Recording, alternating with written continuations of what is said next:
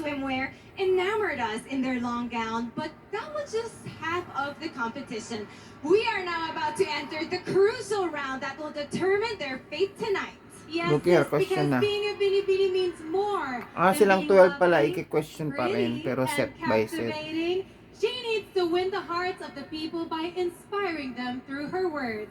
We are now about to begin the most interesting, highly anticipated part of the competition. Of course, Nicole and I's favorite, the question and answer round. Before us are light sticks and a radiant, colorful installation reflecting the vibrant identity and dynamic look of P-pop. From this, our finalists will take turns in picking a name of a judge who will ask her a question. The moment she responds, her 30-second time limit begins, and this sound will indicate she has 5 seconds remaining to finish her answer. Should the ladies go beyond their time limit, it will affect their scores.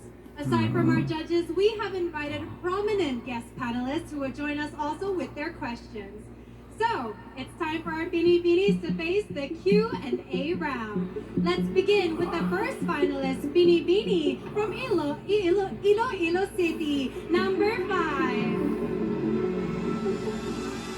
Kindly pick your judge.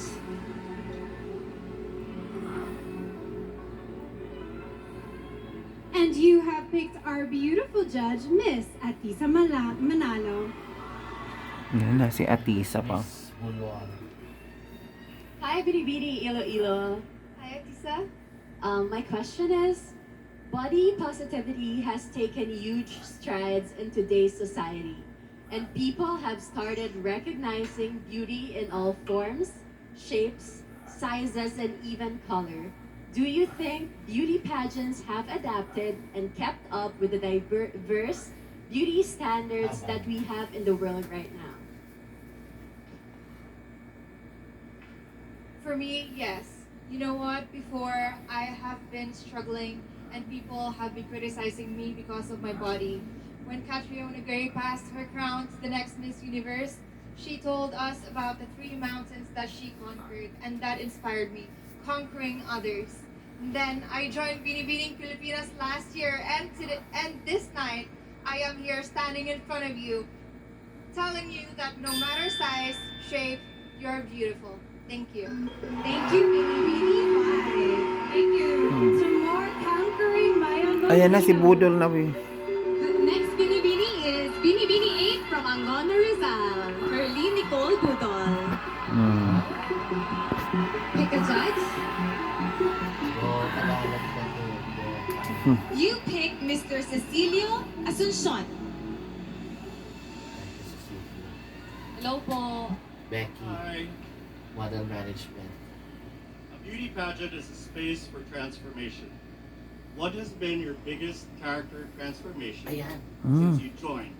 And how could this make you deserving of a crown tonight?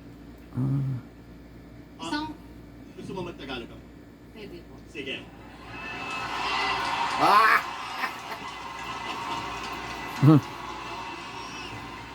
Mag-Tagalog tayo. Ang beauty pageant ay isang lugar para sa transformasyon. Anong transformasyon na importante ang nangyari sa iyo habang nandito ka sa Binibining Pilipinas? Maraming salamat po. Para sa akin, isang karangalan na nakatungtong ako dito sa Binibining Pilipinas bilang isang binibining hindi inaasahan. Para sa akin, ang sarap palang mangarap. Ang sarap mangarap. Walang imposible. Isa po akong komedyante na laki sa hirap. At ang aking transformasyon ay ang magbigay ng inspirasyon. Because I know...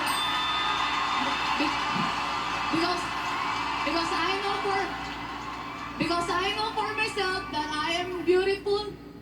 Because I know for myself that I am uniquely beautiful with a mission. Salamat po. Thank you, Binibini 8 from Angono Rizal. Our next Binibini is Binibini 17. Sorry. It's your turn for the question and answer round. Kindly pick a judge or a guest panelist. Sorry. And you have picked Judge Mr. Rico Hizon.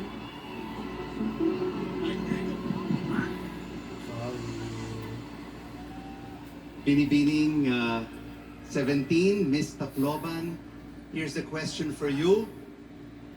A previous quiz segment in a reality competition revealed that many of our young kababayans, young Filipinos, are not anymore aware and familiar with our own national heroes. For you, how important is it to look back at our history and learn more about the personalities about our past in order to build a better future? Thank you. I believe that it is really important and we should not disregard our history. Because why? It is part of our culture, it is part of our past, and it is part of who we are today as a Filipinos. Thank you. Of who we are today. Wala naman siya tinuro. Up next is Binibini 23 from Cebu. Si Nicole. Nicole din. Ang dami Kindly nilang pick your Nicole. judge. Good evening. Wow. Ang dami nilang Nicole. You picked a guest panelist on video, so turn around. It is Mr. Donnie Pangilinan. May. Kailangan tayo. Magandang gabi po, Binibining Pilipinas. The question is, on a scale of 1 to 10, how would you rate yourself as a responsible Filipino citizen, and why? As a responsible Filipino citizen, I'd like to give myself a good 8 because I know that there's always room to improve. There's so much I don't know, but there's so much I'm willing to learn, and I hope to do that with you. Wow. Pak. Thank you, Binibini 23. Up next, we have Binibini 28.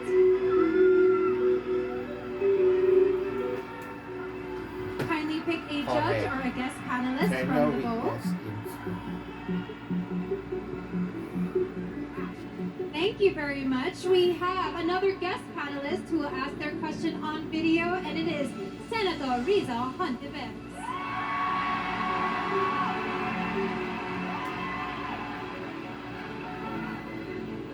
Hello to the followers and fans of Binibining Pilipinas. Mabuhay kayong lahat at magandang gabi sa iyo, Binibini. Here's my question. Pageants are a celebration of beauty and goodwill. However, there's also a lot of toxicity, online and offline, that fails to empower us women. If you win as our Binibini, how will you deal with fake news and other negative comments criticizing your looks, intelligence, and the way you live your life? magandang tanong. Good evening, everyone. I have been receiving a lot of opinions from other people, and I'm not complaining about it because people are entitled of their own opinion.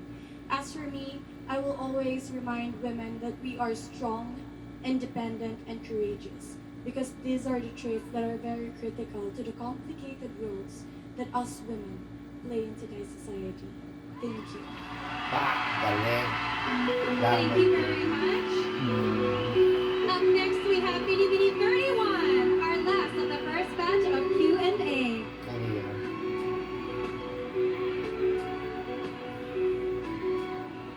You may now pick your judge, Binibini 31. You pick a guest panelist, Miss Abina Apaya. Abina Apaya. Kumusta sa lahat? Hello everyone. Miss My Grand name is International Abina pala to. Apaya, your Miss Grand International 2020. My question to you is, what are your thoughts and sentiments on the advocacy, my body, my choice? I believe that all women should always be entitled to our own opinions, and we should have the most autonomy on whatever decision that we have towards our body. Because as women, we are a tower of strength, a pillar of hope, and a champion of purpose. And we should always believe that all our choices should always come right into our hands. Thank you. Sino yan mataas? What an exciting first Q&A round. And Timing I'm siya. sure that countless pageant fans just like you Bagat would love to Batangas? try their hands on those questions, and many of those questions are still coming up. So stay glued to your screens and keep those minds working because we will be right back. Who's that? Sino yung dulo? Laguna yun, right? This